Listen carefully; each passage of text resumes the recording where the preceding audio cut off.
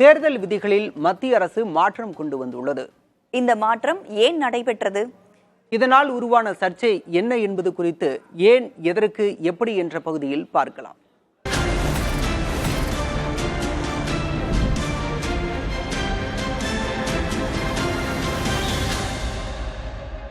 வாக்குப்பதிவு மையத்துடைய சிசிடிவி காட்சிகள், வேட்பாளருடைய வீடியோ காட்சிகள் போன்ற மின்னணு ஆவணங்களை பொதுமக்கள் பெறுவதை தடுக்கும் விதமாக தேர்தல் நடத்தை விதிகளில் சில மாற்றங்களை மத்திய அரசு கொண்டு வந்திருக்கு.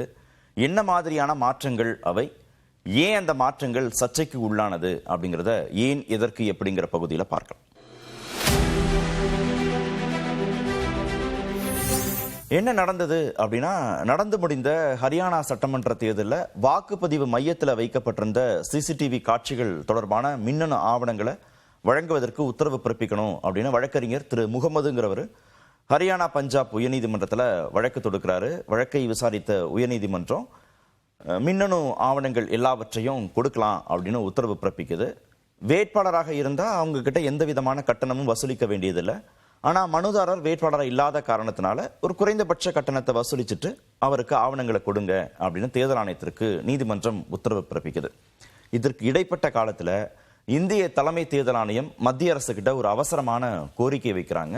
அந்த கோரிக்கையை பரிசீலித்த மத்திய சட்டம் மற்றும் நீதித்துறை ஒரு அவசர அரசாணை பிறப்பிக்கிறாங்க கடந்த டிசம்பர் 20 அந்த அரசாணையில தேர்தல் நடத்தை விதிகள் தொடர்பான சில மாற்றங்களை கொண்டு வராங்க. அதுதான் இப்போ கடும் சர்ச்சைக்கும் விவாதத்திற்கும் உள்ளாயிருக்கு.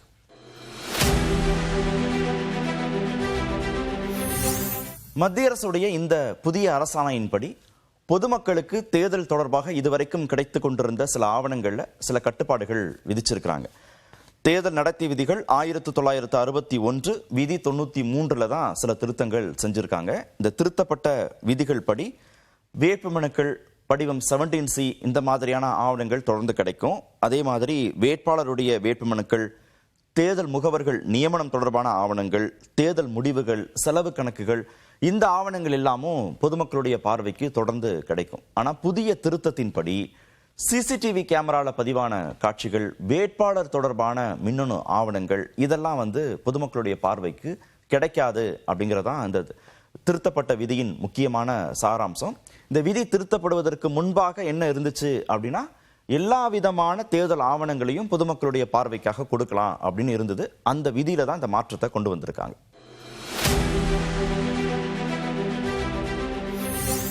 என்ன சர்ச்சை அப்படின்னா, தேர்தல் தொடர்பான ஆவணங்களை மனுதாரருக்கு ஒப்படைக்கணும் அப்படின்னு ஹரியானா பஞ்சாப் உயர்நீதிமன்றம் உத்தரவிட்ட 2 வாரங்களுக்கு உள்ளாக மத்திய அரசு தேர்தல் நடத்தை விதிகளில் புதிய திருத்தங்களை கொண்டு வந்திருக்காங்க.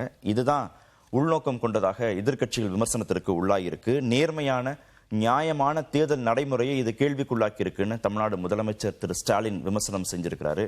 இந்திய தேர்தல் ஆணையத்துடைய ஒருமைப்பாட்டை அழிக்க திரு மோடி அரசாங்கம் செய்யக்கூடிய சதின்னு திரு கார்கே குற்றச்சாட்டை முன் வச்சிருக்கிறாரு.